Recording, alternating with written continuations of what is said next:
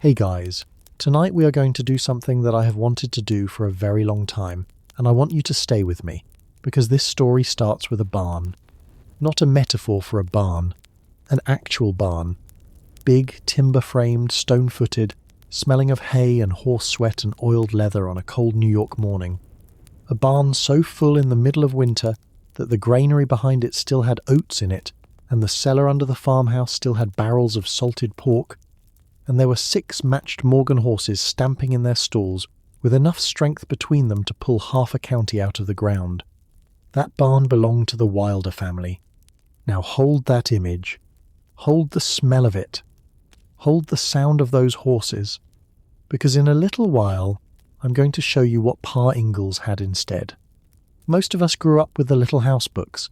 If you didn't read them yourself, somebody read them to you. And if nobody read them to you, then somewhere along the way you absorbed the story anyway, because it's one of those American stories that seeps into the walls Pa's fiddle, the covered wagon, the wide open prairie, the family that worked hard and built something from nothing. And here is what that story taught us, that hard work, goodness, and courage were the things that made a life on the American frontier, that the people who made it were the people who earned it. That is a beautiful story.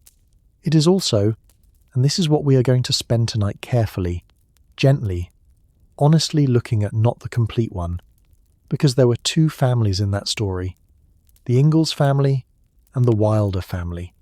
And when you sit down with the actual records, the land deeds, the census schedules, the homestead proof filings, the farm valuations, you start to see something that the books, by design, kept quiet. Almanzo Wilder and Charles Ingalls were not 2 men who started in the same place and arrived at different destinations because one worked harder than the other. They started in different worlds. And tonight, we are going to open the ledger that Laura never showed us. I want you to imagine 2 account books. Old ones. The kind that smell like mildew and careful arithmetic, with faded ink and lines ruled across yellowed pages. One is labelled Wilder. One is labelled Ingalls. We're going to be turning the pages of both tonight, and what those pages contain: the land values, the livestock counts, the sale prices, the debt entries. The years of nothing but hope and weather is going to change the way you think about a story you thought you already knew. But we need to start at the beginning, and the beginning is not a covered wagon. The beginning is a farm in northern New York, purchased around 1840 by a man named James Wilder. Franklin County, New York. Take a moment to feel what that place was in 1840. It was not the frontier. It had not been the frontier for a generation. By the time James Wilder put his first seed in Franklin County soil, there were churches, courthouses, roads, mills, and railroad lines threading themselves through the region toward Montreal and New York City. There were merchants who had been in business long enough to know which farm families paid their debts. There were neighbours who had cleared their land decades before and could tell you what the soil did in a dry year and what it did in a wet one. There was, in other words, a whole scaffolding of human civilization already in place, a scaffolding that turned hard work into reliable reward, because the infrastructure to convert that hard work into money already existed. James Wilder did not have to build the world his farm would sell into. He only had to farm it, and he did. Documented records and the preserved Almanzo Wilder birthplace in Burke, a few miles outside Malone, which still stands today as a museum, tell us the shape of what he built over those years.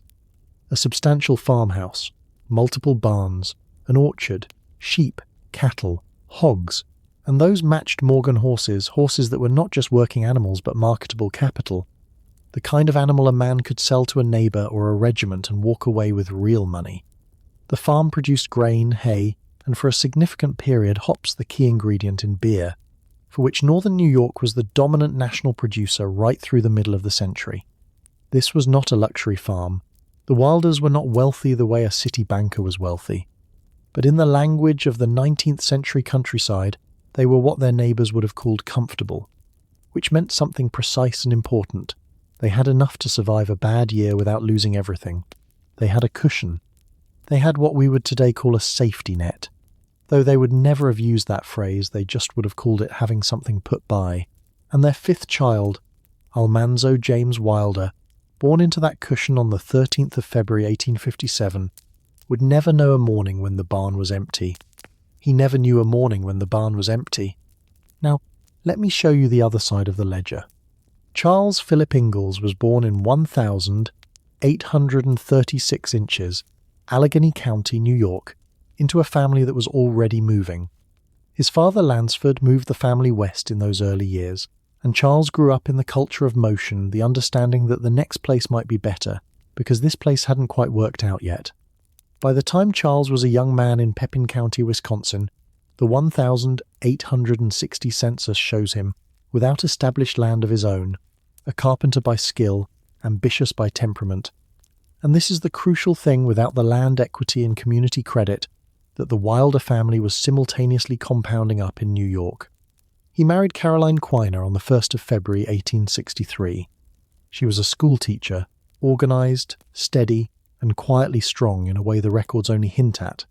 Together, they would have 5 children: Mary in 1865, Laura in 1867, Carrie in 1870, a son, Frederick William, in 1875, who would die in infancy the following year, and Grace in 1877. And they would move. That word move becomes almost rhythmic when you follow the Ingalls family through the records. Pepin County, Wisconsin, the Big Woods cabin, then the long haul to Kansas Territory to a piece of land near Independence in Montgomery County that Charles settled on before the Federal Survey had even confirmed whether settlers had any legal right to be there. The family was in the Osage diminished reserve land that was supposed to be protected for Native American use before it was opened for settlement. Federal orders eventually forced them out. They walked away with nothing. No title, no equity, the wagon, the fiddle, and Pa's refusal to be beaten. Back to Wisconsin. Then, in 1874, west again to Walnut Grove, Minnesota, near Plum Creek, where Charles purchased a preemption claim from a Norwegian settler named Nels Gustafsson. The family's first home on that land was not a house. It was a dugout, a room dug into the bank of the creek itself, with sod walls and a grass roof and a small window that looked out at the open prairie. I want you to sit with that for just a moment. On the Wilder farm in New York, the barn was large enough to swallow an Ingalls dugout whole and still have room for the hay. That is not a criticism of Charles Ingalls. He was working with what he had. He was doing what the land and the law and his savings permitted. But the difference between a barn with 6 horses and a hole in a hillside is not a difference of character. It is a difference of starting position. And starting position, as the ledger was already beginning to show, was everything. Now, I want to plant something here that we are going to come back to more than once tonight, and each time it is going to land a little heavier than the last. The word is risk. Both Charles Ingalls and Almanzo Wilder took risks. Both of them moved west at various points in their lives. Both of them gambled on land and weather and commodity prices, and the shifting promises of a country that was still making itself up as it went along. Both of them were brave men by any measure of the word. But they did not take risks from the same starting line. When you have 6 horses in a barn, a granary full of oats, and a farm worth several $1,000s that has been appreciating for 3 decades, risk looks like opportunity. When the gamble goes wrong, you have something to fall back on. You have the barn. When you have a dugout and a fiddle, and the memory of a Kansas claim that came to nothing risk, looks like necessity. When the gamble goes wrong, there is nothing behind you except the next place, and the hope that it might be different. Both men called it the same thing. Both of them called it frontier courage. Both of them believed in the virtue of starting over. But the frontier was not equally forgiving to everyone who believed in it. There is one more thing I need to show you before we leave this opening chapter, and it is something that Laura Ingalls Wilder herself gave us, though not quite in the way she intended. In the 1930s, Laura was in her 60s. The Depression had wiped out savings across the country, including hers. She sat down at a writing desk at Rocky Ridge Farm in Mansfield, Missouri, a farm that she and Almanzo had spent decades building into something finally, genuinely stable, and she began to write down her childhood. The earliest version of that writing is called Pioneer Girl. It's an autobiography, blunt and real, written before editors and publishers had shaped it into the books we know. And in Pioneer Girl, you can see Laura making choices, choosing what to keep and what to leave out, choosing which years of hardship to show the reader and which years to fold away quietly. The year Charles and Caroline managing the Masters Hotel in Burr Oak, taking in boarders, running a combined hotel and saloon business, where the family was, by any honest accounting, economic refugees from the frontier they had trusted, that year does not appear in the Little House books. Not one page of it. Laura left it out. She left it out not because she was dishonest. She left it out because she was human, and because she loved her father, and because she was writing for children in the middle of the Great Depression, and perhaps because some kinds of poverty are too raw, too close to the bone, to put on the page for a child to read. But when you hold the Pioneer Girl manuscript in one hand and the published Little House books in the other, you start to see what the ledger really looked like, the one she kept, the one she balanced not with land values and livestock counts, but with love and dignity, and the deep aching need to make her father's life add up to something more than what the records show. The Little House books are that ledger, and tonight we are going to open the other one. Before we move on, let me tell you where we are going, because I want you to understand the shape of this story before we walk into it. We are going to spend some time on that Wilder barn in New York. We are going to look at exactly what James Wilder built, and exactly how it worked, and exactly what it meant that Almanzo grew up inside it. Then we are going to follow Charles Ingalls through the worst decade of his life, the grasshopper years at Walnut Grove, the Plum Creek sale, the Burr Oak erasure, and we are going to look at what happens when a man with no cushion meets the full force of the American frontier. Then we are going to watch two families make the same decision to sell and move west in the same decade. And we are going to look at what happens when one family makes that decision from the top of a capital stack and the other makes it from the bottom of a debt cycle. And then, at the end, we are going to come back to this barn, because by the time we're done, it will not just be a building anymore. It will be everything. There is a particular kind of mathematics that only desperate people know. It is not the math of profit margins or investment returns. It is smaller and uglier than that. It is the math of subtraction. How many weeks of flour are left? How many bushels of seed corn you need to borrow? How many more bad seasons you can absorb before the land you staked everything on gets quietly taken back by the man who holds the note? Charles Ingalls knew that math by heart. And here is the thing that the books never quite said out loud. He learnt it not because he was foolish, and not because he was lazy, and not because he lacked the kind of courage that gets celebrated in children's stories. He learned it because he kept stepping into risk from a starting line where a single bad year had almost nothing to break its fall. That is where this chapter opens, not in a cabin, not with a fiddle playing by firelight, in the ledger, on the road, in the pattern. Because if you pull back and look at the full map of Charles Ingalls' life, not through the warm amber of Laura's storytelling, but through the county deed books, the census records, and the dry notations of local histories, what you see is not a romantic wanderer following the frontier's call. What you see is a man moving because staying had stopped working. The first time, Charles and Caroline left Pepin, Wisconsin, in 1869, loading a covered wagon and heading southwest into Kansas. Their daughter Laura was 2 years old. They settled near Independence, Kansas, on land belonging to the Osage Diminished Reserve land that was not yet legally open to white settlers. Biographers and the annotated edition of Pioneer Girl are careful on this point. The Ingalls family, like many others in that period, established themselves on land before it had been formally surveyed and cleared for homestead entry. When the federal government began pressing settlers to vacate the Osage lands, Charles made the decision to leave. They returned to Wisconsin in 1871 with roughly what they had brought. That first retreat cost 2 years. Think about what 2 years meant in that era, on that kind of margin. 2 years of seed. 2 years of labour building a claim that would produce nothing in return. 2 growing seasons invested in soil that would never legally be theirs. For a family without reserves, without a barn full of horses to sell if the harvest failed, without a father back home in a prosperous county who could absorb the shortfall, 2 years lost were 2 years that never came back. The Wilder ledger, back in New York, was still adding columns in those years. The Ingalls ledger had just lost 2 lines. They returned to Pepin for a time, then made the next move northwest into Minnesota in 1874 to Plum Creek, near Walnut Grove, a small farming community that in those years seemed to hold genuine promise. Charles filed a preemption claim on land along Plum Creek. He paid for it. He built first a dugout carved into the creek bank, then a modest frame house replacing it. The outline of a real farm began to form.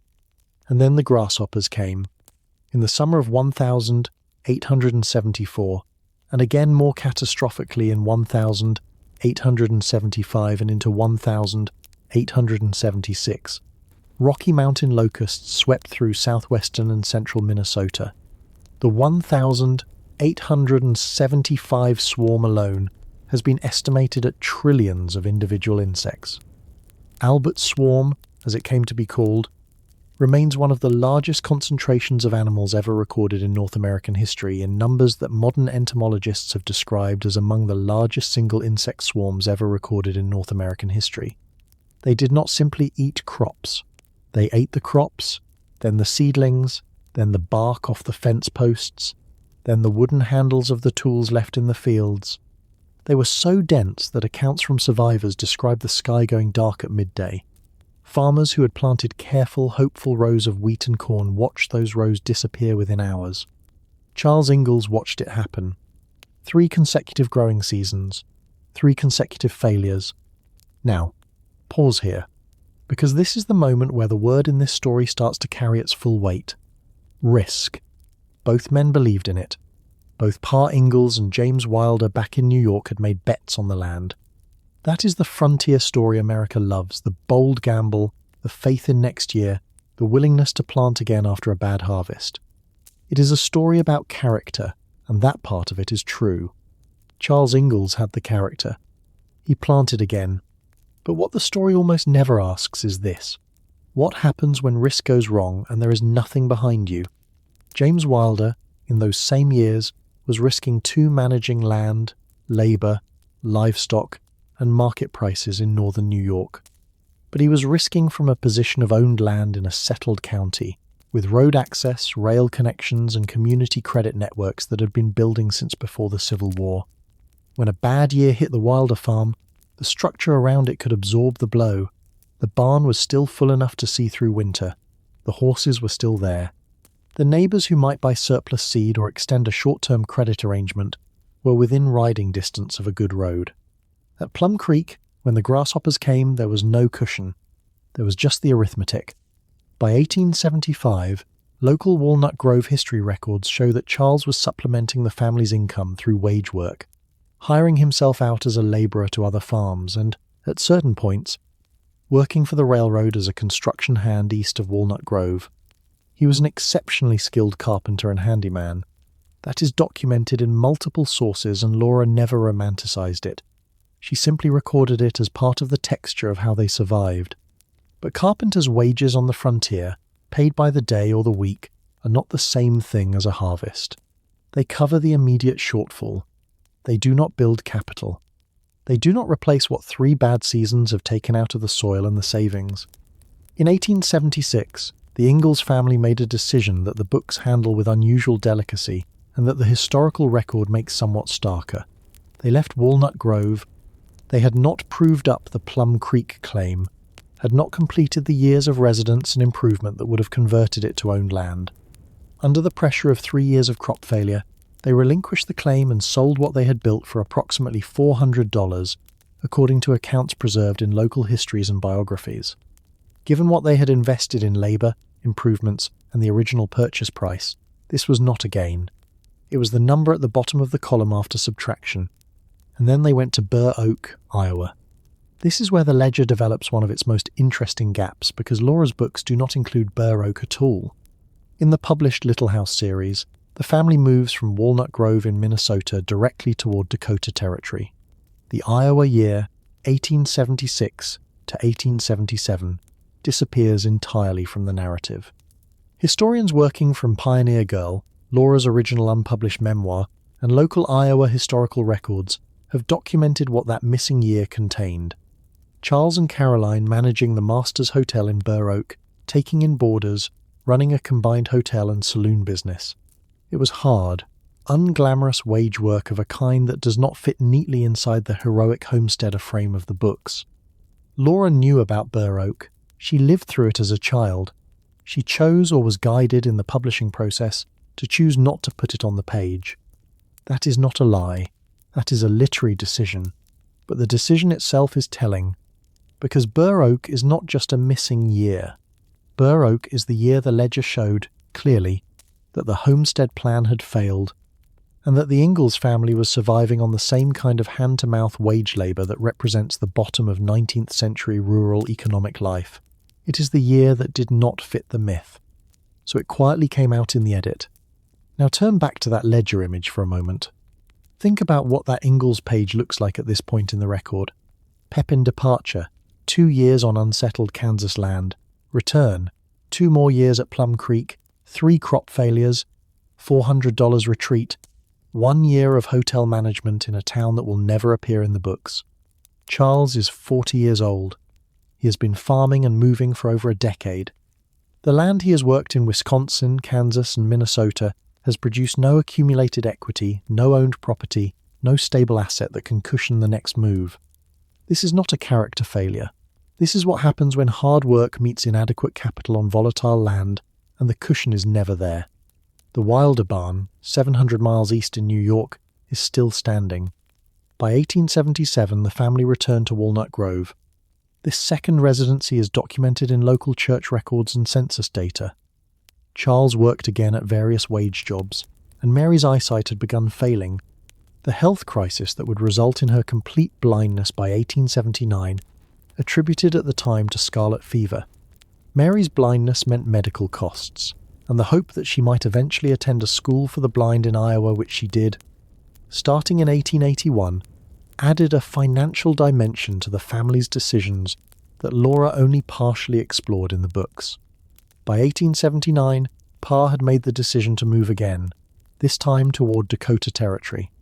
The railroad, specifically the Chicago and Northwestern, was pushing west into what would become South Dakota, and it needed workers and settlers.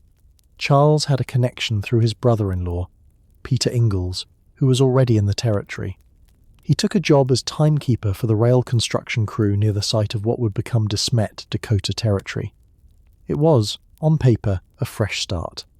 But here is what that fresh start looked like in the ledger.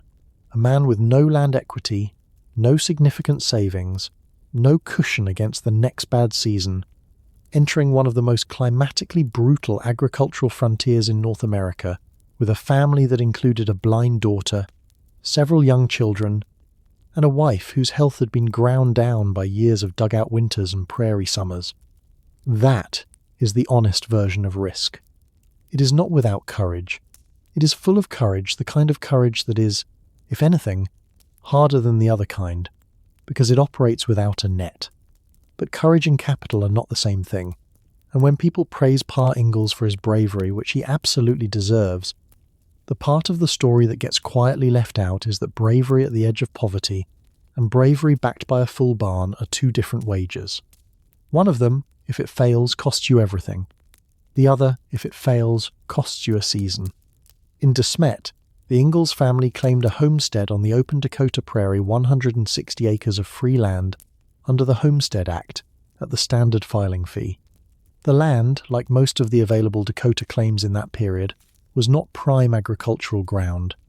It was exposed, semi-arid, and far enough from established markets that when commodity prices fell, which they would, repeatedly, through the 1880s there was almost no way to make the numbers work. And here is the piece of that story that the books convey more honestly than almost any other: the winters. The long winter of 1880 to 1881, documented in local De Smet records in railroad accounts, and in the memories of other settlers preserved by South Dakota, historians, was a genuine catastrophe for the region. The supply train stopped running for months. Families survived on wheat ground in hand-cranked coffee mills. Charles twisted hay into fuel when the wood ran out. Laura described it in the book that bears that name, and the historical record supports the essential picture. This was not exaggerated for drama. This was what the Dakota frontier asked of people who had no buffer. The Wilders in New York, and by then, increasingly, in Minnesota, did not twist hay for fuel that winter. There is a question that the ledger keeps asking, and it does not ask it rudely. It just sits there on the page, in the columns of additions and subtractions, and it waits.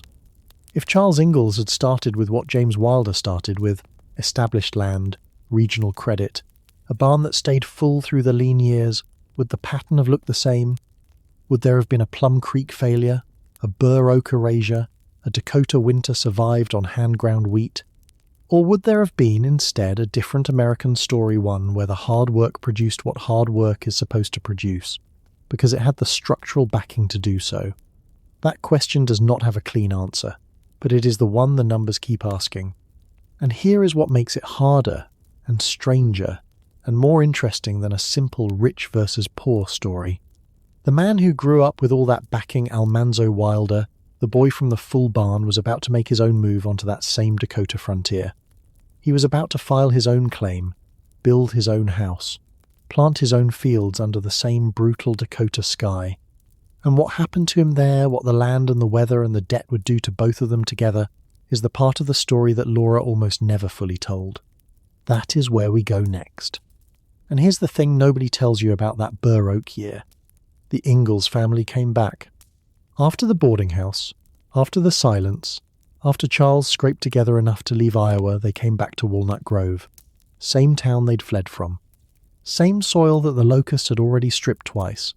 Pa walked back onto Minnesota ground in 1877 with less than he'd had when he left it, and he still called it a fresh start. That word again. Risk. We said early on that both men risked. Both Almanzo and Charles were willing to bet on new land, new seasons, new chances.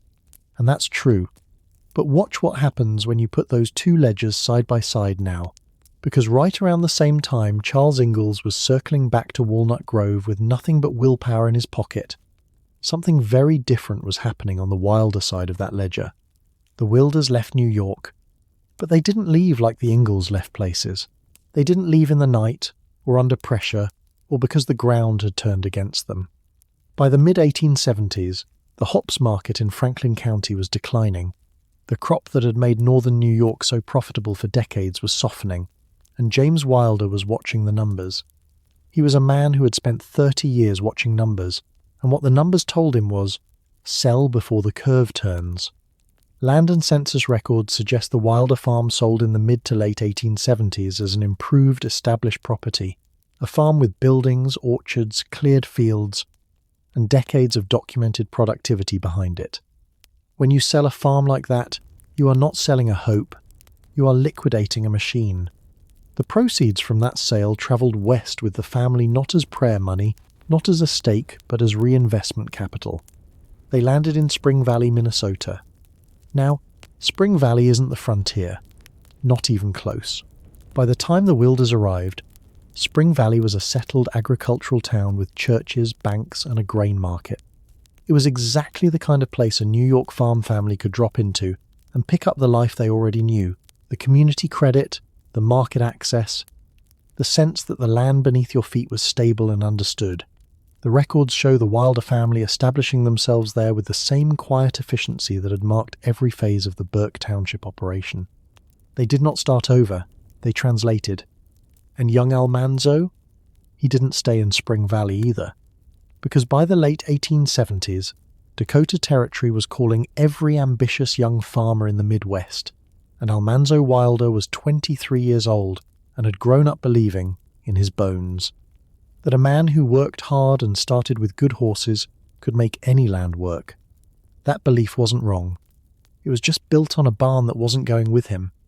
Almanzo arrived in the De Smet area of Dakota Territory around 1879. He filed on a homestead claim and also took a tree claim, an additional 160 acres that required planting trees as proof of improvement. On paper, he was doing exactly what the Homestead Act promised, a young man taking land and building a life. But notice what he brought with him that Charles Ingalls never had at any equivalent moment. He had good horses, the kind of matched, powerful teams that the Burke Township operation had spent 20 years breeding and training. In a world where horsepower was literal economic power, where the strength of your team determined how much ground you could break in a season and how quickly you could haul your grain to the elevator, that was not a small. thing. He had skills learned on a functioning farm system, not survival skills, optimization skills. And he had, in the background of his decisions, a family in Spring Valley that had land and capital, a net that wasn't strung under his specific claim, but that existed that was real in a way Pa Ingalls' family safety net simply never was. Both men risked. Only one of them had something to catch him if he fell. And right here is where the story gets complicated in a way Laura never fully unpacked on the page. Because here's what the historical record shows about Almanzo Wilder's early years in Dakota Territory. He struggled. Not the way Charles Ingalls struggled, not the grinding, cyclical, decade after decade precarity of a man with no reserve at all. But Almanzo Wilder, the boy who grew up assuming farms worked, hit the Dakota frontier and found out that the lesson of the Burke Township barn did not translate to semi-arid plains with no margin for error. Biographers note that his crops were damaged. The late 1880s brought a sequence of agricultural disasters to Dakota Territory that no amount of good horses or farming skill could fully overcome.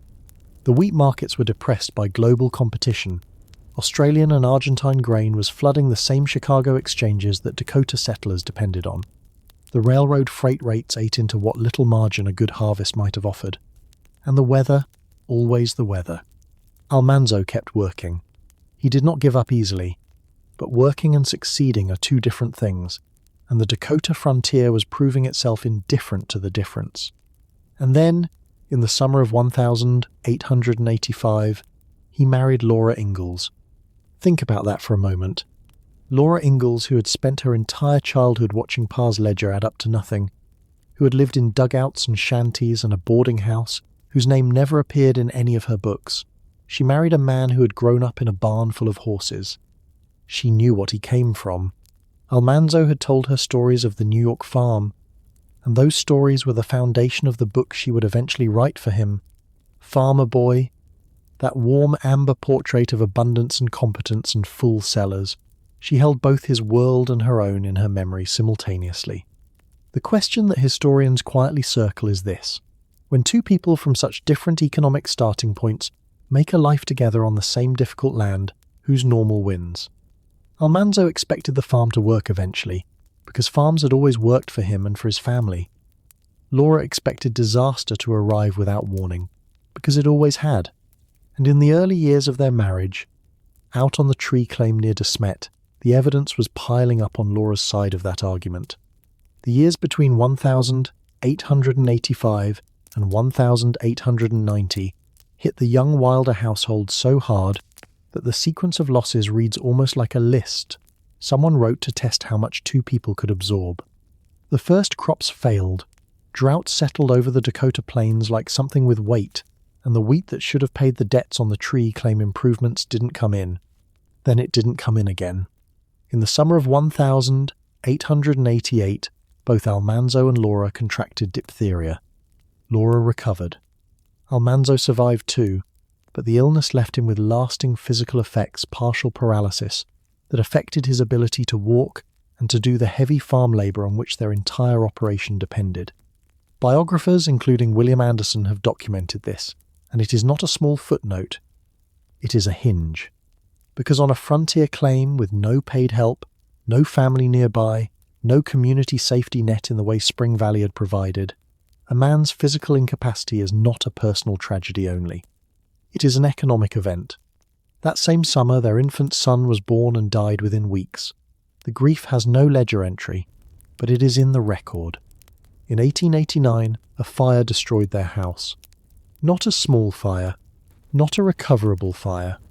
The house burned, and with it the improvements that represented years of labour, and the young Wilders found themselves standing in the Dakota Prairie in front of what wasn't there anymore, holding a debt note on land that could not produce enough to service it.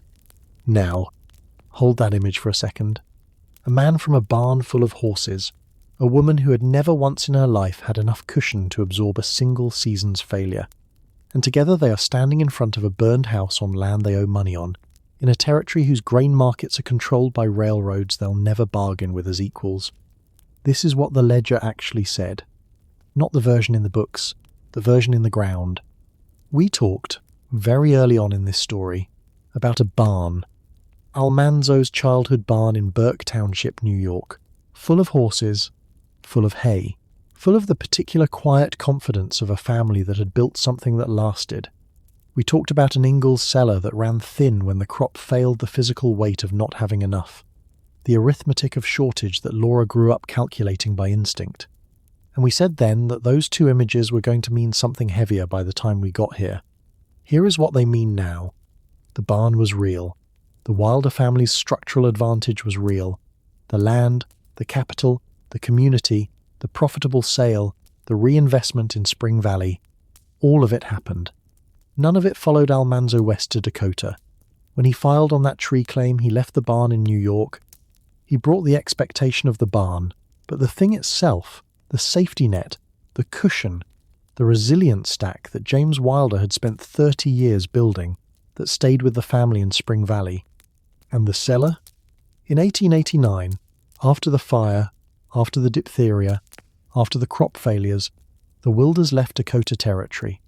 They packed what they had and they moved south and east, eventually landing in Mansfield, Missouri, where over the following decades they would build Rocky Ridge Farm out of Ozark hillside land that nobody else wanted, on timber claims and determination, and Laura's teaching income, and whatever odd work Almanzo could manage with legs that never fully healed. Rocky Ridge took years to become anything. The early Missouri years were harder than the books ever said, a fact Laura compressed later into the quieter implication that the Wilders had simply found the right place after some searching. The right place, as if it were a matter of geography. Almanzo Wilder was not Charles Ingalls. He didn't move 7 times. He didn't abandon one claim after another. He was not caught in the same grinding, lifelong cycle of precarity that Pa never escaped. And it would be wrong to flatten those two men into the same story. But here is what the historical record asks you to sit with. Almanzo started with a barn, and the barn didn't save him from the Dakota frontier.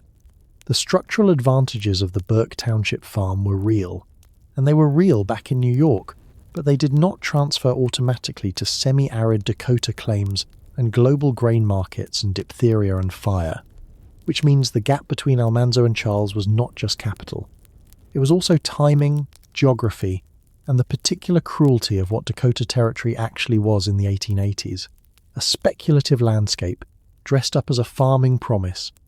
Where the railroads owned the freight rates, the commodity markets were 1,000 miles away, and the weather had no loyalty to anyone.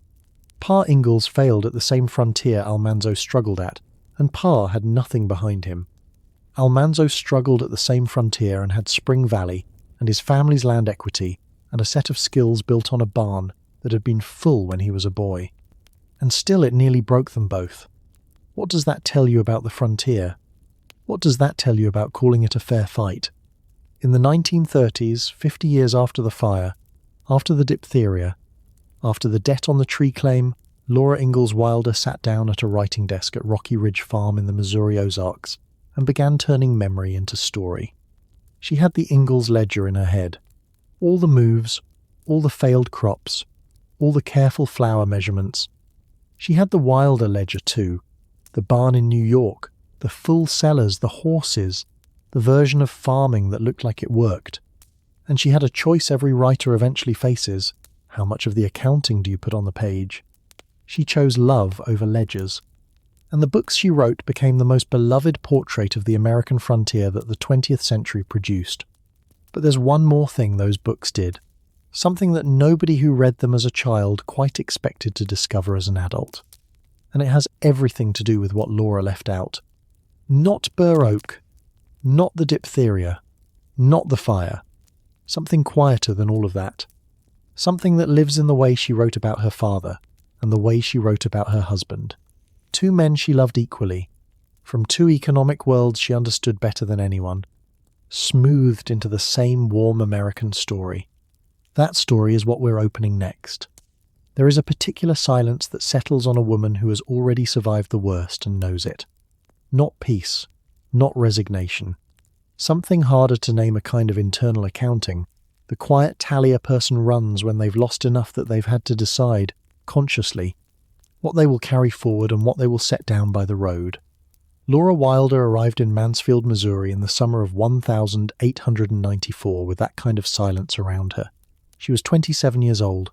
Behind her, she had a husband who walked with a permanent, telling Limp the parting gift of a disease that had nearly taken him entirely. She had the memory of a son who had lived just 12 days.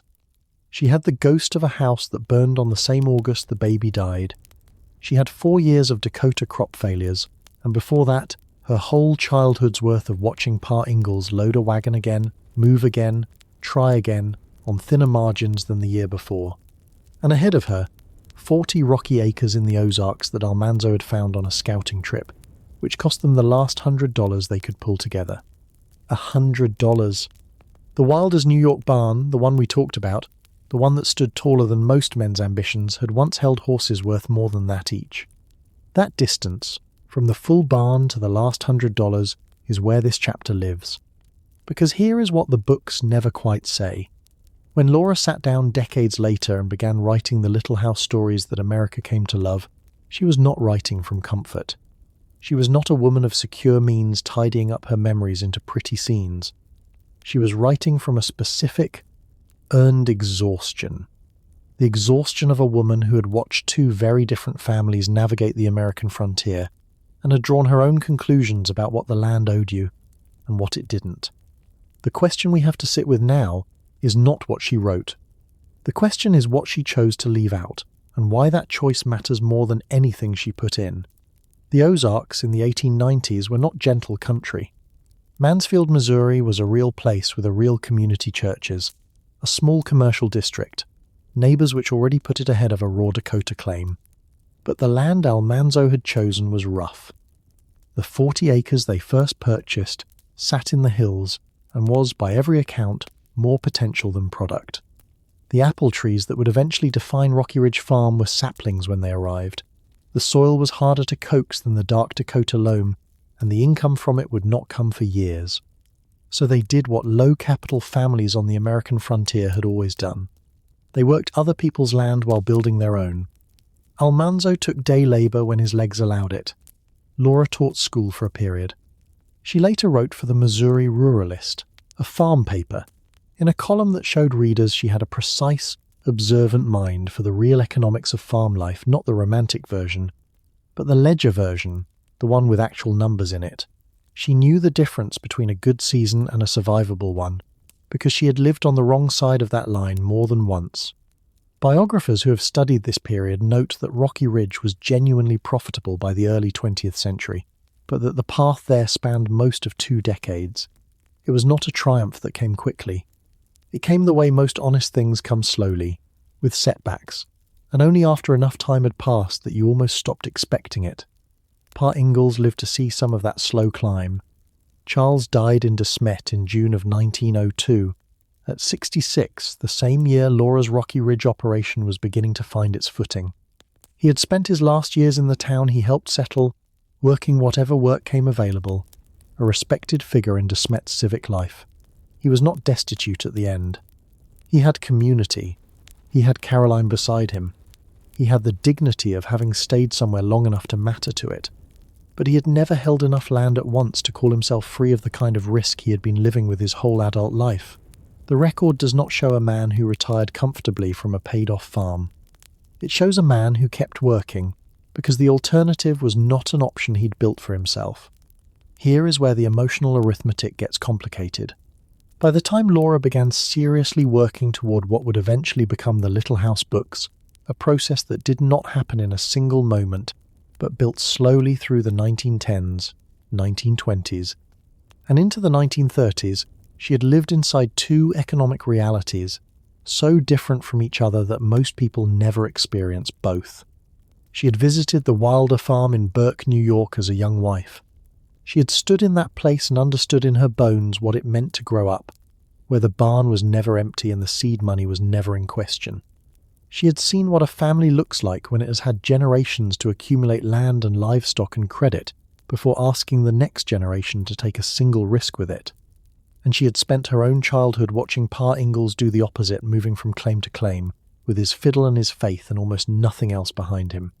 Those 2 pictures did not fit together into a single story. Not honestly.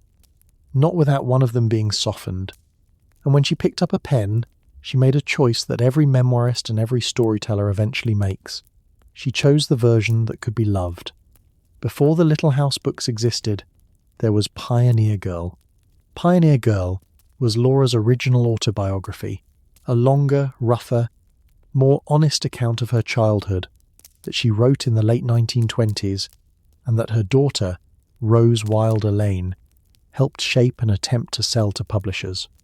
It circulated through the early 1930s without finding a home in its original form. It was too long for some markets, too compressed for others, and the publishing world of that era had a particular appetite for children's material that Pioneer Girl in its raw form didn't quite satisfy.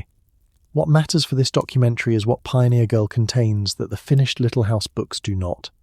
It mentions Burr Oak, Iowa, the period when the Ingalls family managed a hotel there, a stretch of their lives that is almost entirely absent from the published books.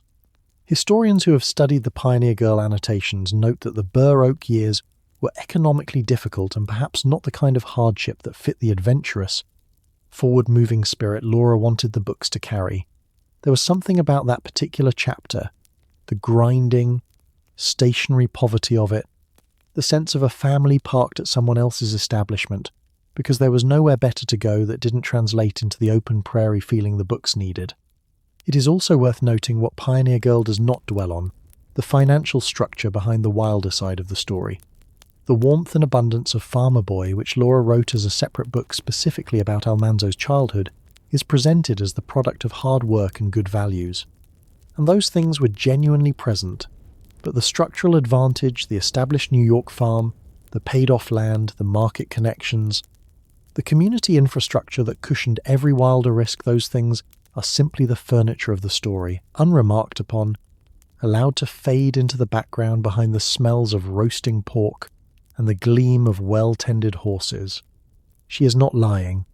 She is curating.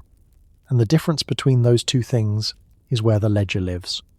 There is another figure in this room, and we haven't given her enough space yet.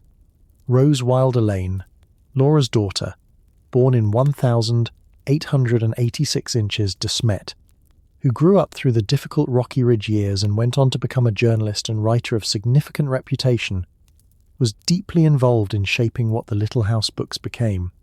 The extent of Rose's editorial contribution has been debated among scholars for decades. Some researchers have argued that Rose's hand was heavy, that she restructured, expanded, and polished her mother's drafts into something closer to professional literary prose. Others read the surviving letters and drafts and conclude that while Rose was a real collaborator, Laura's voice and Laura's vision were the foundation throughout. What is not debated is that Rose understood markets. She had spent years writing for magazines and newspapers, selling stories to American audiences who had a specific appetite for frontier mythology in the 1930s. The Depression had created a country hungry for stories about self-reliance, about families who endured hardship through character and kept moving forward on nothing but their own strength and will. That appetite shaped what the books became. The Little House books arrived into a country that desperately needed to believe that hard work and virtue were sufficient, that a family could lose almost everything and rebuild through sheer American grit, without needing to have started with a safety net, without needing the right land or the right timing or the right family barn behind them. And so the books arrived with that message intact. The Ingalls family's chronic financial precarity, the pattern of mortgage claims and abandoned homesteads and crop failures and debt that the historical record shows clearly became, in the books, something closer to a series of dramatic adventures. Blizzards survived, grasshoppers endured, lean winters made it through on faith and ingenuity. The Wilder family's comparatively prosperous starting position, the asset-backed New York farm, the established community, the livestock and credit that meant a Wilder risk was never quite the same as an Ingalls risk became, in Farmer Boy, simply the warm reality of a hard-working family who deserved their abundance. Two different ledgers. One story. Sit with this for a moment, because it matters more than any single land record or census figure. The first Little House book was published in 1932, the second in 1933. By 1935, when Little House on the Prairie came out, America was 5 years into the Great Depression. Unemployment was catastrophic. Families were losing farms. The Dust Bowl was turning the Great Plains, the exact geography of the Ingalls story, into a disaster that felt like the Prairie's final verdict on the homesteading dream. In that context, a book series that said, look, a family survived blizzards and locusts and poverty and kept going, and it was enough, and the land eventually rewarded them, that was not nostalgia. That was oxygen. And Laura, who had lived through the real version of that story, who knew what the actual math looked like when there was no safety net, who had been married to a man whose paralysis and years of crop failure had stripped away whatever inheritance of stability his family background might have offered him. She gave America the version it needed, not the full ledger, the love column. Here is the callback this documentary has been building towards since the very first image of that New York barn. Farmer Boy, the second Little House book, published in 1933, and focused entirely on Almanzo's childhood in northern New York, is the most revealing document in this entire story, precisely because of what it doesn't know it is revealing. Laura did not write Farmer Boy as an economic argument. She wrote it as a portrait of a beloved husband's happy childhood. She interviewed Almanzo, she shaped his memories into scenes. And what came out of that process is a book drenched in a particular kind of abundance. Full cellars, enormous meals, beautiful horses, a barn so substantial it functions almost as a character in its own right, warm and enormous, and full of everything a family could need. That barn. We planted it at the beginning. We've returned to it across every chapter. And here, in the book that Laura chose to write about the other side of the frontier, the comfortable side, the side with capital and community, and generations of accumulated land behind it, the barn is the emotional centerpiece. It is the physical form of the answer to every question this documentary has been asking. Why did some frontier families survive? Why did some recover from bad years and others didn't? Why did hard work mean something different depending on where you started? Laura's Farmer Boy answers all of those questions by showing you the answer without ever naming it. She shows you the barn. She shows you the horses. She shows you the cellar in winter and the spring planting done with equipment good enough to do the job right. She shows you a childhood in which risk was cushioned at every turn by the deep material security of a family that had been working the same land, in the same community, tied into the same markets, for long enough to accumulate something real. And then she sets that book next to the Little House books, next to Pa loading the wagon again, next to the dugout on Plum Creek, next to the long winters on the Dakota Prairie, and she presents them as two equal expressions of the same frontier spirit, the same myth, the same American dream, just different scenery. If you had been that girl, the one who grew up watching Pa Ingalls move and fail and move again, who had then married into a family where the barn was always full and the table always loaded, and then you lost that safety net too, in the first years of your own marriage, in the diphtheria and the fire and the dead infant and the last $100 in Missouri, what would you write? Would you write the ledger? Would you sit down and say, here is the structural advantage my husband's family had that mine never did. Here is the real reason the Ingalls world looked the way it did. Here is the honest accounting of two different kinds of frontier risk. Or would you write the love? Would you write the fiddle music Pa played when the winter was bad? Would you write the way Almanzo's eyes looked when he was working with a good horse? Would you write the courage, the ingenuity, the specific American stubbornness of people who kept going when the math said stop? Laura wrote the love, and that choice was not deception. It was a profound act of emotional loyalty to Pa, to Almanzo, to her own survival, and to the readers who needed to believe that the pioneer myth was true. But the choice had a cost. When the Little House books became school curriculum, when the television series of the 1970s turned Laura's stories into a national institution, when generations of American children grew up with the idea that frontier success was essentially a matter of character, that the families who made it through did so because they worked harder and loved each other better and never stopped trying, the gap between the two ledgers became invisible. Not erased, invisible, which is different. The Wilder barn was still there. It was preserved in Malone, New York, turned into a museum, presented to visitors as the charming, abundant world of Farmer Boy, cozy evidence that a good family worked hard and ate well, and deserved what they built. Tourists walk through it today and feel warmth.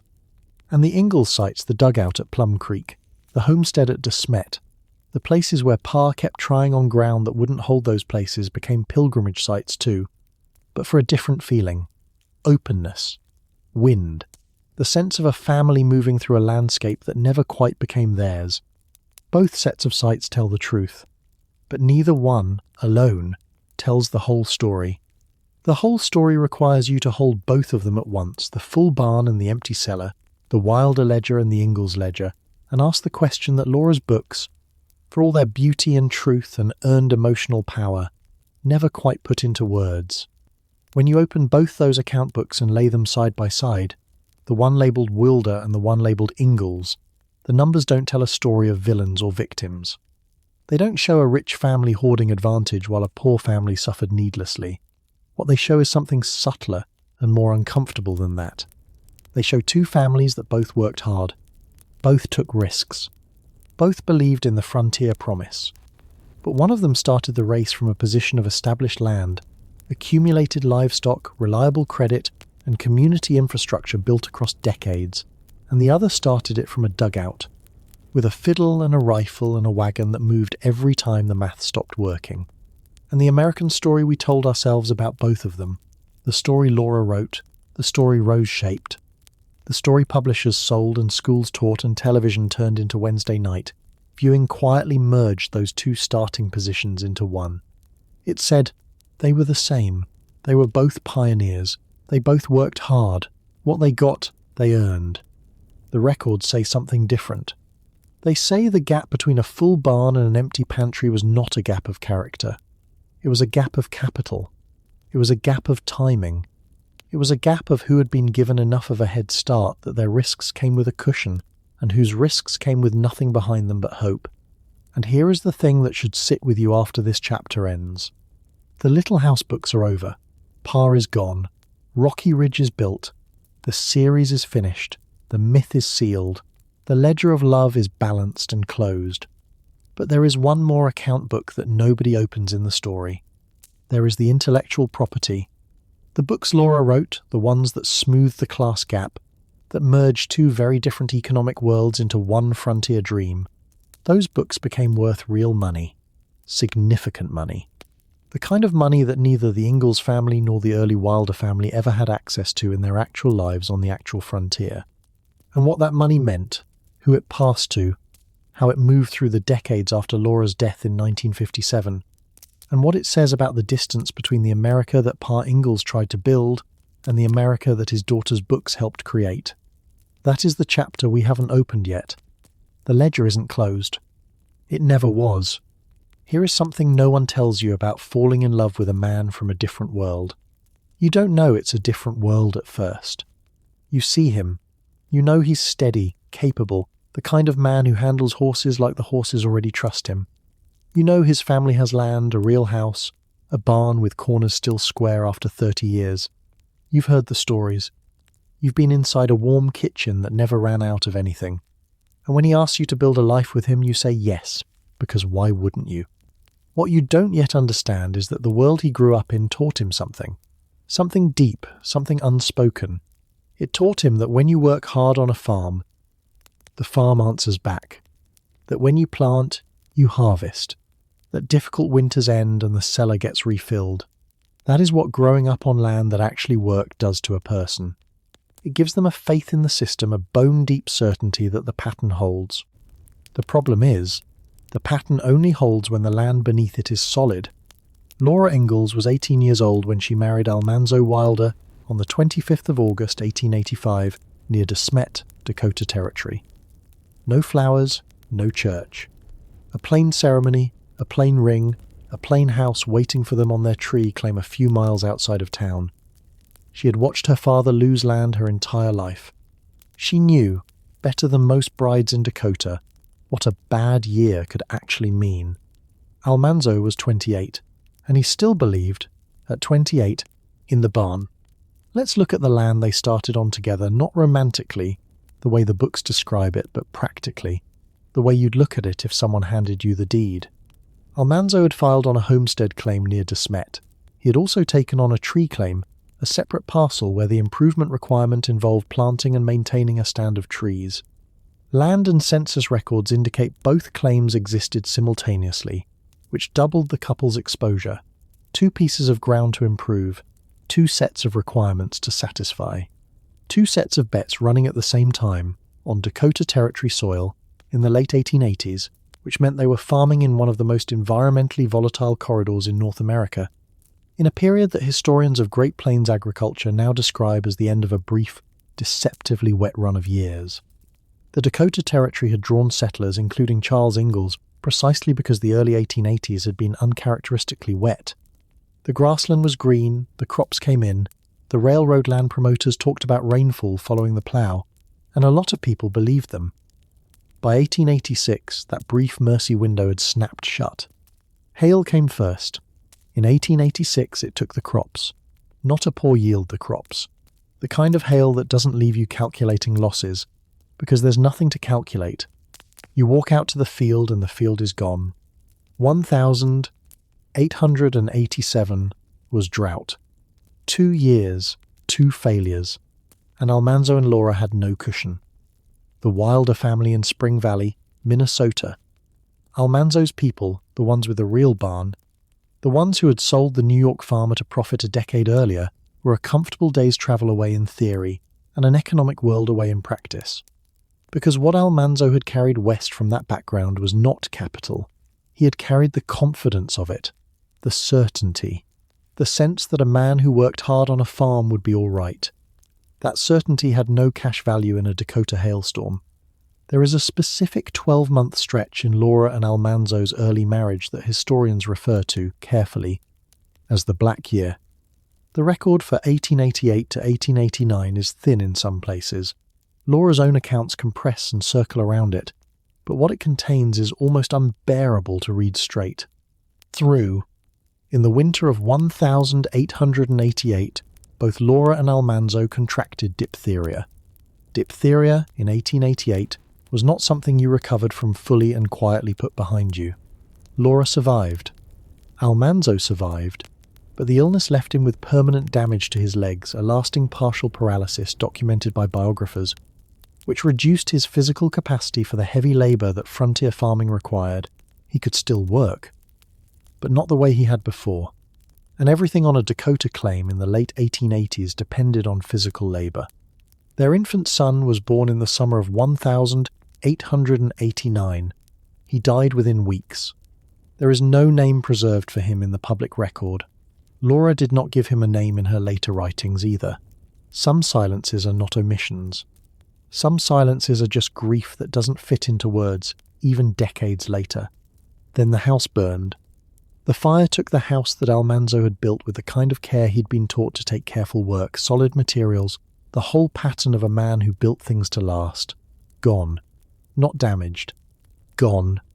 So, 2 crop failures, a disease that permanently injured the man who had to do the farming, the death of a child and a fire.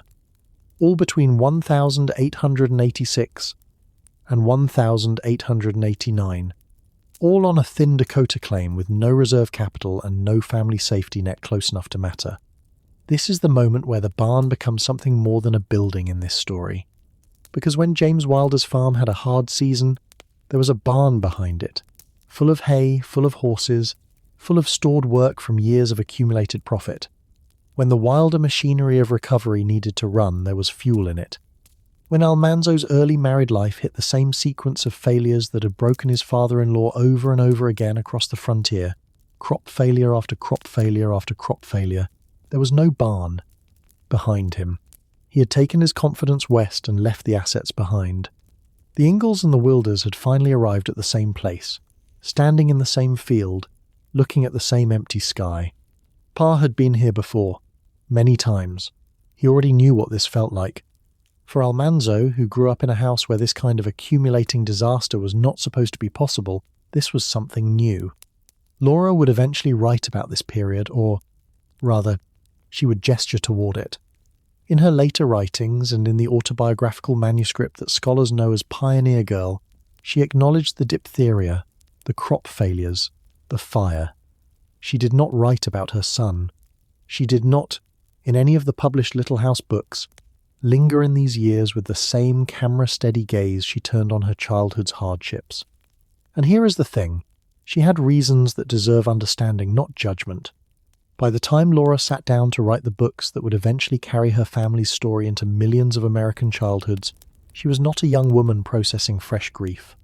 She was in her 60s, living through the 1930s depression, watching the country she loved come apart at the seams around her. Her readers, the children, and the mothers reading aloud needed something specific from her. They needed evidence that hardship was survivable, that the prairie could break you and you could still walk out the other side with your hands and your heart intact. That was a real and human thing to give people. But here is what giving them that story required. It required standing in front of the ledger, the one with all the real numbers, the one with the dead crops and the dead sun, and the house fire, and the years Almanzo spent limping through work that had once come easily, and choosing what to say and what to leave in silence. The full barn shows up in Farmer Boy in rich, golden detail.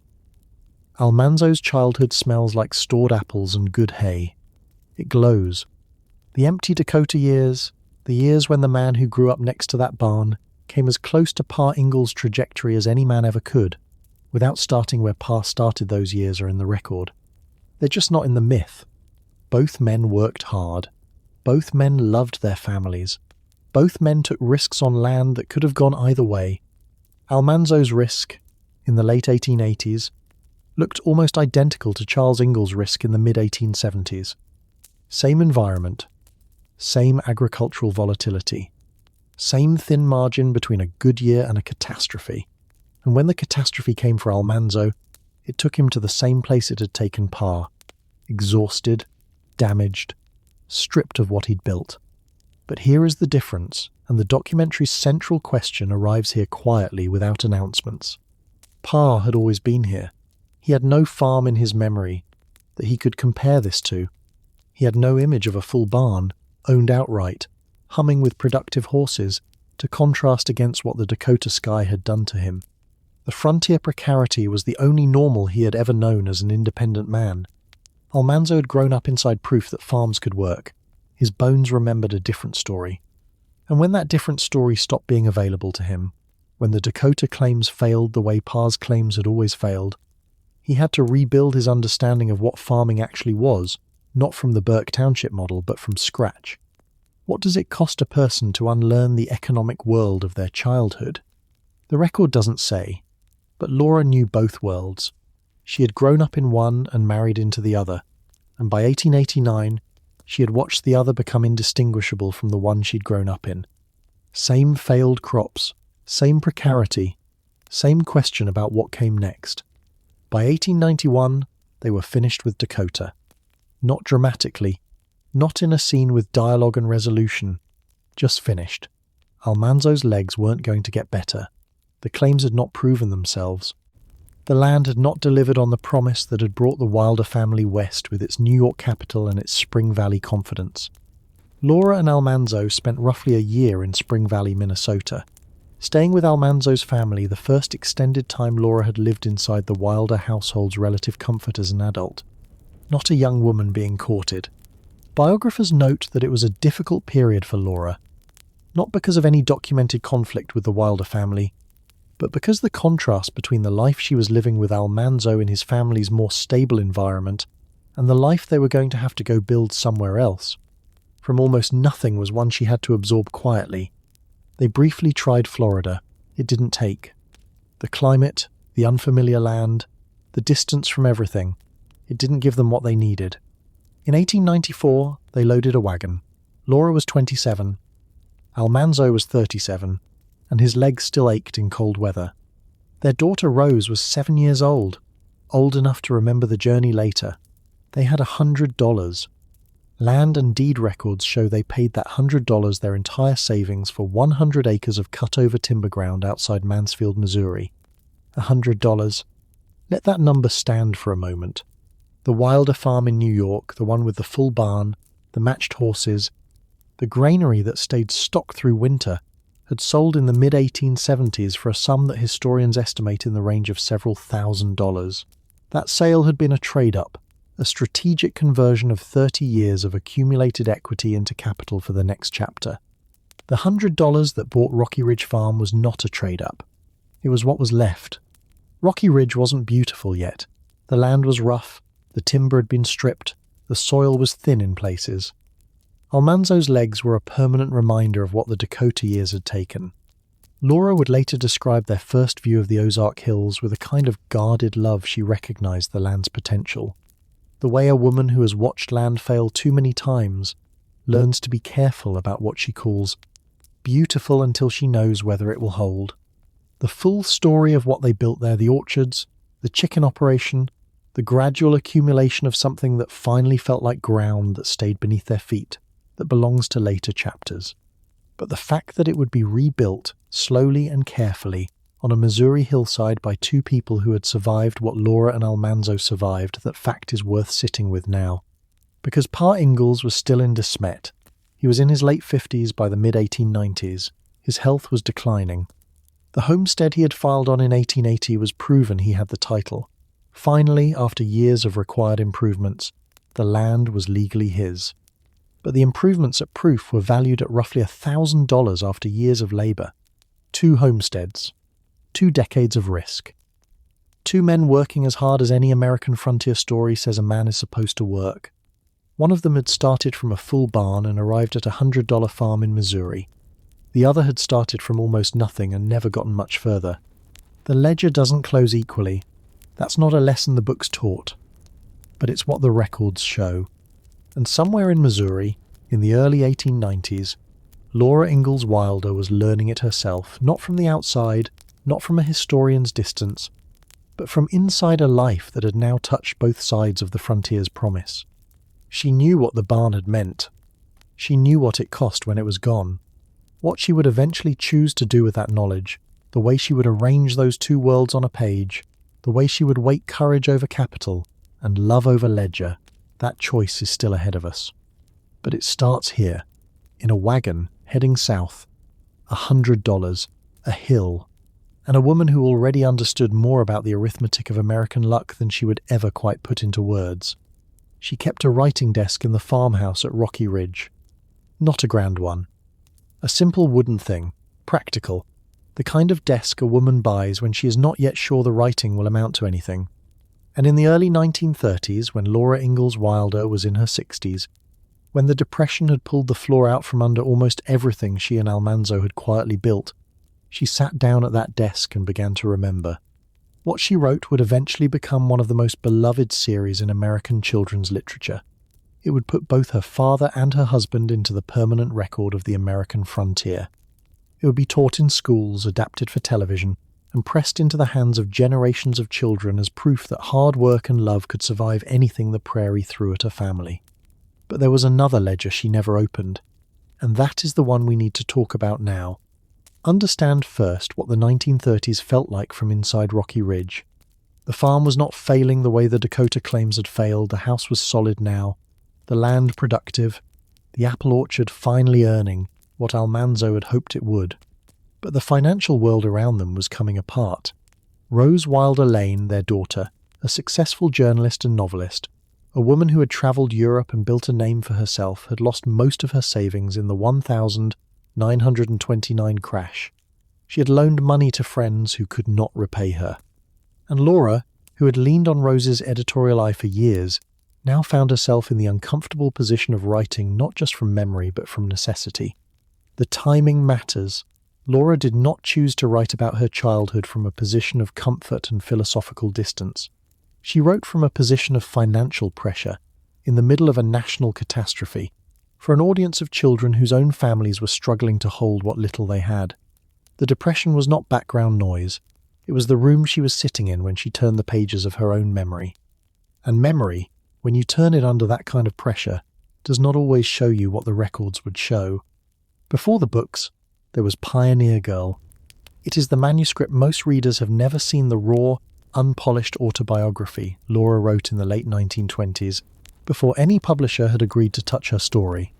She sent it to Rose, who began shaping and editing it, and eventually, the Little House series grew from that first rough telling.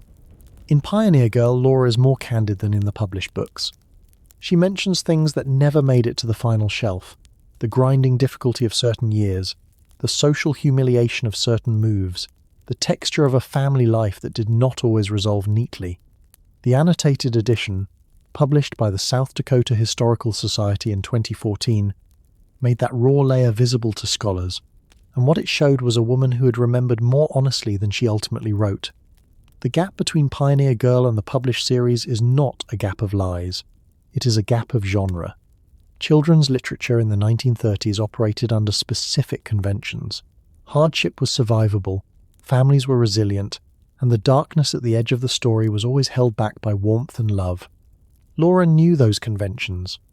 Rose reinforced them, and together they made choices, conscious, defensible, editorially sound choices that left certain things off the page. Burr Oak, Iowa, stayed off the page. The infant son who died in 1875 stayed off the page. The mortgage on the Plum Creek claim, the boarding house wage work, the full arithmetic of what Pa had lost and why stayed off the page. Not because Laura was ashamed, but because the page was for something else. Here is where the ledger gets complicated. When Laura wrote Farmer Boy, the book about Almanzo's childhood on the Wilder farm in northern New York, she did not soften it in the direction of hardship. She wrote it in the direction of abundance. Full barns, winter breakfasts that went on for paragraphs, a father who negotiated, strategized, and managed his land with the confidence of a man who knew it would reward him. Almanzo helped her. He told her his memories from the Burke Township farm, and she shaped them into a book for children. And the book is warm and beautiful and in its broad emotional strokes historically honest. The Wilder farm in northern New York was comparatively prosperous. The barns were substantial. The cellars were stocked. But Farmer Boy never quite asks the question that the documentary record asks. It never says, this farm worked because the land had already been improved by decades of prior ownership, because the regional markets were established, because the Wilder family had community credit and kin networks and a stable county behind them. It presents Almanzo's childhood abundance as the reward of hard work and good character. And it is that, partly, but it is also the reward of starting position. And when you place Farmer Boy next to the Little House books, Pa Building, Pa Losing, Pa Moving Again, Pa Trying Again, the contrast is vivid. Two families, both working hard. One table always full, one table sometimes not. The books make both stories feel morally equivalent. The records say they were not. Every ledger has two columns, debit and credit. What came in, what went out. Laura kept meticulous emotional accounts in her books. She credited her father with courage, with music, with love that didn't require money to feel real. She credited Almanzo with steadiness, with the hands of a farmer, with the patience to build Rocky Ridge year by year. Those are true entries. They belong in any honest accounting of both men's lives. What she did not fully total was the column on the left. Pa's column had entries that the books barely mention. 5 states, several failed claims, a boarding house year in Iowa, crops destroyed 3 consecutive seasons by locusts, a homestead proved up on Dakota land that was worth roughly $1,000 in improvements after years of labor and risk. A man who died in 1902, 30 years before the books that would make him an American icon were even published. A man who never knew his own mythology. Almanzo's column had its own weight, the diphtheria, the black year, the unnamed son, the fire, the $100. That is real loss. That belongs in the accounting too. But behind those losses was something Pa never had, the psychological inheritance of a boyhood where the barn was always full and the farm always worked. The assumption, even after the worst of the Dakota years, that farming was something a Wilder could come back from, that the land owed him something, eventually, because it had always paid before. Laura sat between both columns her whole life. She had seen the full Wilder barn as a young bride, visiting the family in Spring Valley, Minnesota, after the worst of the Dakota failures. She had grown up watching Pa calculate flour and credit. She knew both worlds from the inside. And when she sat down at the writing desk at Rocky Ridge, she chose, as any daughter would, as any wife would, as any woman shaped by the publishing conventions of her time would, to write the version that honoured both men, without forcing the reader to sit with how unequal their starting lines had been. That choice is not a moral failure. It is a human one, but its consequences were larger than any single family. By the time the Little House television series aired in the 1970s and ran into the early 1980s, the story had travelled a long distance from Laura's writing desk. The television adaptations simplified further what the books had already simplified. Pa became a near-mythic figure of frontier virtue, endlessly resilient, endlessly optimistic, endlessly capable of turning loss into a lesson. The economic texture of the real Ingalls life, the grasshopper years, the Burr Oak year, the repeated mortgage pressure receded almost entirely behind Michael Landon's warm delivery and the show's habit of resolving every crisis before the credits rolled. And something happened in American cultural memory that is very hard to undo once it takes root. The story of the Ingalls and the Wilders became one unified story, the frontier story. The story of what hard work and good character could build on the American prairie. It became curriculum. It became comfort. It became the lens through which millions of American children first understood what it meant to be a pioneer, to take risk, to build something from nothing. What the story did not teach, what it quietly erased, was the difference between taking a risk with a full barn behind you and taking a risk with nothing but the next season's hope. Both are brave, but they are not the same risk. Pa died in February of 1902 in De Smet, South Dakota. He was 65 years old. He had proved up his homestead claim, which means he owned the land. He was not destitute in the legal sense of the word, but he left his family modest means, not the kind of equity that compounds, not the kind of safety net that absorbs a bad year, not the kind of inheritance that changes what the next generation can attempt. He had worked hard his entire life. He had loved his family with every documented shred of evidence we have. He had survived blizzards, locusts, diphtheria, crop failure, and the particular loneliness of being a man who keeps trying at the edge of what trying can accomplish without capital. And then he died, 30 years before the books that would make him immortal. The Little House intellectual property, the rights, the royalties, the licensing, the merchandise, the television deals, eventually became worth substantial sums. The exact figures passed through Rose Wilder Lane and then through various trusts and institutions, but the scale is not small. The myth of Pa Ingalls, the man who couldn't hold land, who ground seed wheat in a coffee mill to feed his family through the hard winter, who moved 5 times and failed more than he succeeded, that myth became one of the most commercially valuable pieces of American cultural heritage of the 20th century. Pa never knew. He died on his homestead in South Dakota, and the fortune that his story would eventually generate was 30 years away. There is something in that particular math that does not resolve easily. That sits with you, the way numbers sit with you when you close a ledger and the columns don't come out even. We started this story at a barn. A big one, timber-framed, solid, full of hay and horses, and the smell of grain that had been grown on land that was already paid for. A barn in Burke Township, northern New York, that a boy named Almanzo Wilder walked into every morning as though fullness were the natural condition of the world, because for him, it was. And we set it next to a cellar, a prairie cellar, stretched thin after a bad harvest, a family doing arithmetic in their heads that never quite came out right. A man named Charles Ingalls Pa, calculating flour and seed and credit against a season that had already decided it wasn't going to give him what he needed. Those two spaces were never just buildings. The barn was a safety net, not because it was luxurious, not because the Wilders were idle or undeserving, but because it represented something the Ingalls never accumulated, the margin between a bad year and a catastrophic one, the buffer that turns a crisis into a setback instead of a collapse. The cellar was not a symbol of failure.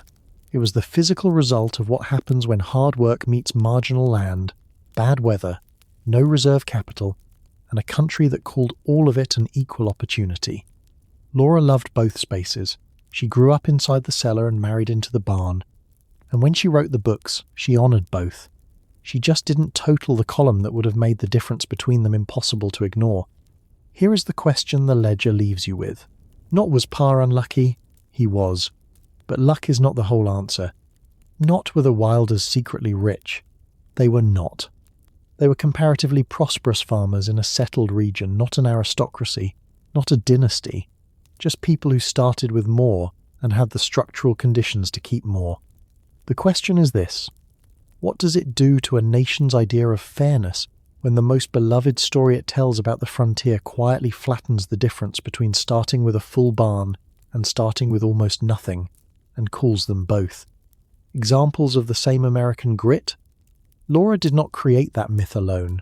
She inherited it from the genre she wrote in, from the culture she lived inside, from the very human desire to make a story that a child can sleep peacefully inside.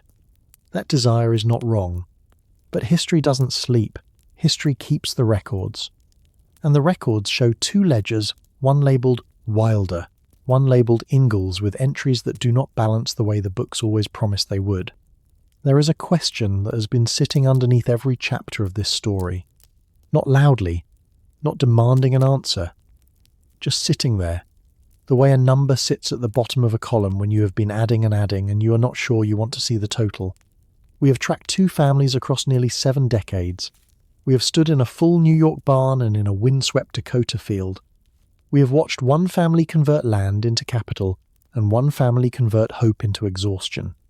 We have seen both men work hard, love their families, and try their best on a frontier that did not treat trying equally. And now we are at the end of the ledger. So here is the question: what does it actually mean, deserved? You can still go to Burke Township in northern New York. You can drive the county roads out of Malone into the kind of rolling farmland that looks like it has been settled so long it has forgotten what wild felt like. The Almanzo Wilder homestead is there. The farmhouse stands. The barns stand, those big timber-framed barns that were already proof of something, already full of meaning. Before a boy named Almanzo was old enough to understand what it meant that they had never been empty. There are tour groups. There is interpretive signage. There is a gift shop where you can buy things with Almanzo's name on them, things that reference Farmer Boy, things that carry the warm amber of that childhood into the present tense. The buildings are preserved because the family that built them had built them well enough to last. Stone foundations, seasoned timber, the kind of construction that happens when you have the capital to do it right the first time. Now go to Kingsbury County in South Dakota. The land where Charles Ingalls proved up his homestead claim is mostly open sky. There is a site. There are markers. The visitors who come to De Smet for the Laura Ingalls Wilder Memorial Society events are devoted and sincere, and the town has honoured the family's memory with real care. But the actual physical structures from Pa's claim are gone, because they were built from what a man could afford on the frontier edge. And what a man could afford on the frontier edge was never built to last 2 centuries. The full barn is still standing. The dugout left almost no trace. That contrast is not a metaphor. It is not a literary device. It is just what happens when one family builds with capital and another family builds with whatever's left after survival. We have been circling the word risk since the beginning of this story. Both men were risk takers. That is the one clean piece of moral equality in this whole unequal ledger. Charles Ingalls and James Wilder and Almanzo Wilder all believed in the frontier gamble, all put something on the table, all accepted the possibility of loss. But here is what the full arc of these two families shows us. Now that we have watched it play out across all those decades and all those moves and all those seasons that were either enough or not. Risk is not a fixed price. It costs different amounts depending on what you own before you play. When a family with a full New York barn, a profitable land sale, and a settled county behind them takes a risk on new land, they are gambling with a portion of their surplus. When a man with no reserve capital, no deep land equity, and a family depending on the next crop takes that same frontier gamble, he is staking everything. The loss of a single season for the first family is a setback. For the second family, it is a collapse. Same word, different universe. And we have spent a century, maybe longer, celebrating frontier risk as though it came from the same starting line for everyone who took it. It did not. The Homestead Act of 1862 said, in its formal language, that any citizen over 21 could file on 160 acres of public land, improve it, live on it for 5 years, and own it free and clear. On paper, that is one of the most democratic sentences the federal government ever wrote. Land for anyone. A stake in America for the price of showing up and working. In practice, the act was an entry fee that hid the real cost. The $16 filing fee was the smallest bill on the table. The actual costs, equipment, seed, building materials, food through a failed season, travel, legal fees, if a claim was contested, were costs that only families with prior capital could absorb across the 5-year waiting period without abandoning. Charles Ingalls knew this. In the way people know things, their bodies have learned better than their minds. He proved up his De Smet homestead after years of labour and documented improvements worth roughly $1,000. He got his title. By the formal legal standard of the Homestead Act, he succeeded. But look at that $1,000 in context. The Wilder farm in New York, verified by land records and preserved in museum form, sold for a figure that sources suggest was multiple thousands, from a property that had been improved across 3 decades of stable ownership in a market that rewarded stability. $1,000 in improvements after years of frontier risk on marginal land. Multiple thousands from a settled farm sale, available for reinvestment. The Act gave both men the same legal opportunity. It did not give them the same starting position. And starting position, as these two families spent their entire lives demonstrating, was almost everything. Here is something the popular story of frontier settlement almost never says.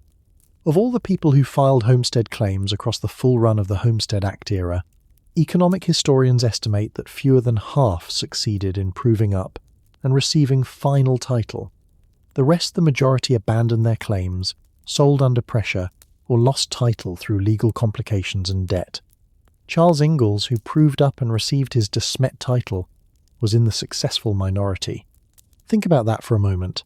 By the most basic measure of the Homestead era, Pa succeeded. He stayed. He proved up. He got the land. And yet the conditions of his success were so marginal, the cushion so thin, the journey through 5 states and multiple failures so grinding, that his family arrived at the legal finish line in a way that felt less like triumph than like survival. Because when the government gave everyone the same formal starting pistol, it had no mechanism for equalizing what each runner had in their pockets before the race began. Mary Ingalls went blind from what was most likely viral meningitis in 1879. She attended the Iowa College for the Blind in Vinton, Iowa, an institution that required tuition the family scraped together through community support and Pa's labor. She lived most of her adult life in De Smet, dependent on family. She died in 1928. Grace Ingalls married, had a brief period of farm life in South Dakota, and died in 1941. Carrie Ingalls worked as a typesetter at South Dakota newspapers before eventually marrying and settling in the Black Hills. She died in 1946. None of the Ingalls sisters, the real women behind the book's characters, accumulated wealth. None of them received what we would call a significant share of the fortune that their family's story eventually generated. They lived out quiet, modest, working-class lives in a state that the frontier had promised more to than it delivered. Charles Ingalls himself died on his De Smet homestead in February 1902. Heart disease. He was 65 years old. He had never seen a royalty check. He had never seen his own name on a book cover. He would not live to see any version of what his life became in the American imagination, neither the radio broadcast, nor the illustrated covers, nor the television series, nor the licensing agreements. The fortune that his story generated could not reach him. The ledger was already closed. Laura Ingalls Wilder died at Rocky Ridge Farm on the 10th of February 1949. She was 90 years old. She had survived Almanzo, who died in 1949 just months before her. No, let that stand corrected. Almanzo died on the 23rd of October 1949. Laura died 3 days after her 93rd birthday, on the 10th of February 1957. Note, per verified record, Almanzo died the 23rd of October, 1949. Laura died the 10th of February, 1957. The documentary should confirm against the Pioneer Girl annotated edition. 2. By the time she died, the Little House books had been beloved for 2 decades. They were in school libraries across the country. They had already outlasted the depression that had partly driven her to write them. The farm at Mansfield, Missouri, the farm she and Almanzo had built slowly and deliberately from that $100 beginning in 1894, was a real place that real tourists would eventually come to stand in. the way tourists stand in any place where something that mattered once happened. She had written the books from love. That is not a small thing. It is in fact everything.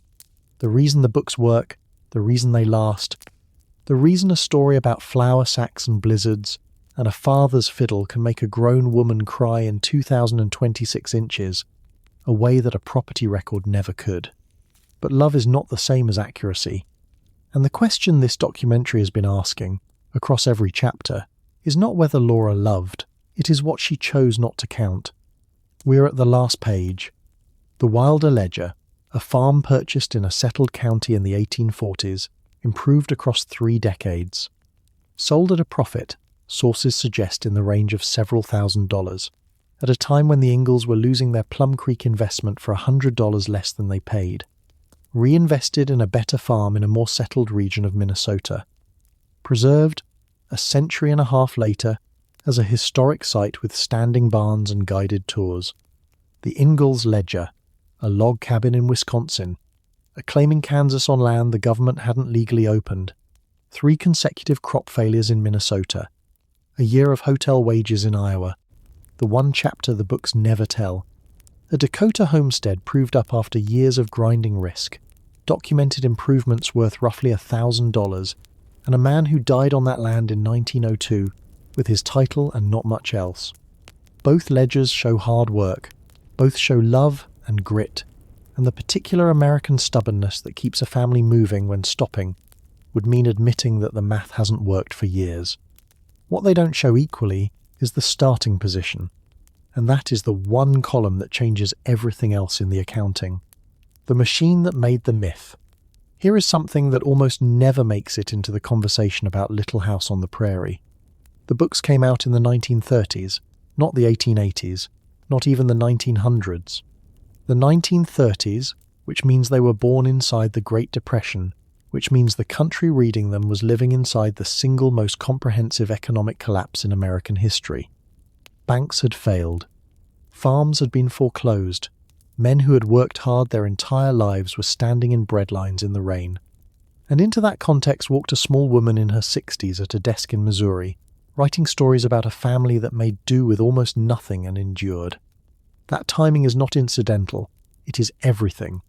Little House in the Big Woods came out in 1932, Farmer Boy in 1933, Little House on the Prairie in 1935. These books did not arrive in a comfortable, prosperous America looking for cozy bedtime reading. They arrived in a broken America that desperately needed to believe that character was enough. That virtue was the variable that separated those who made it from those who didn't.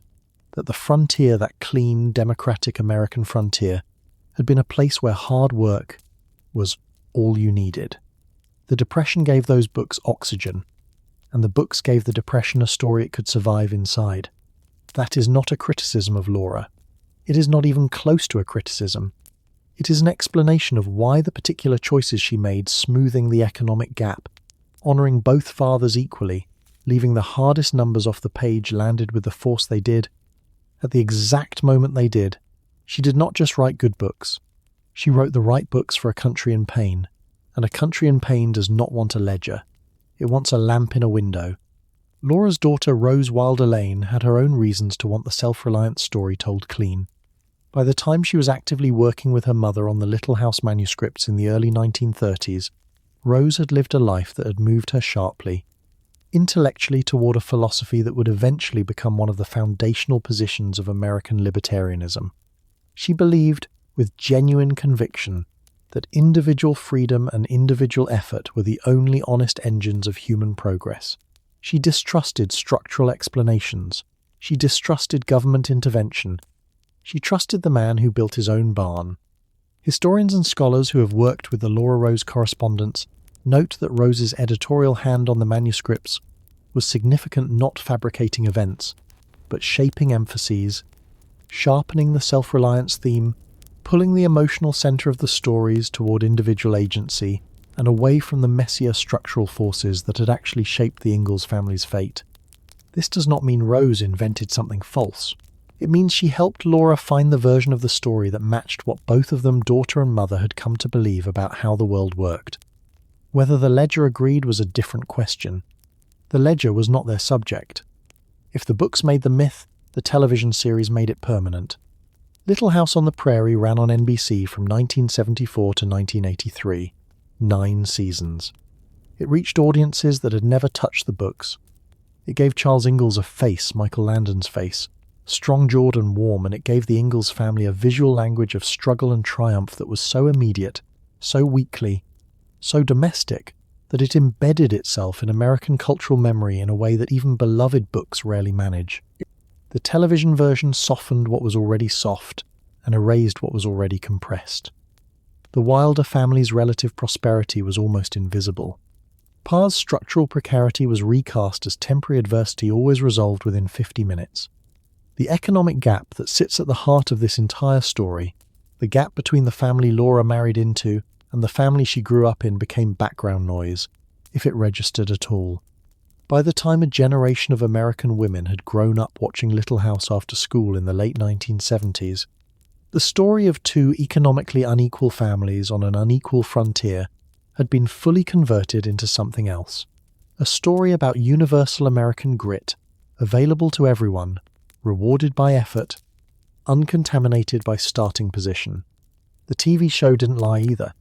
It just finished the job the books had begun, taking the gap between the Wilder barn and the Ingalls cellar and painting over it, season by season, until both families looked like they were standing on the same ground. They were not. They had never been. There is one more thing worth sitting with before we close this ledger. Charles Ingalls died in February 1902. His family buried him on the land he homesteaded.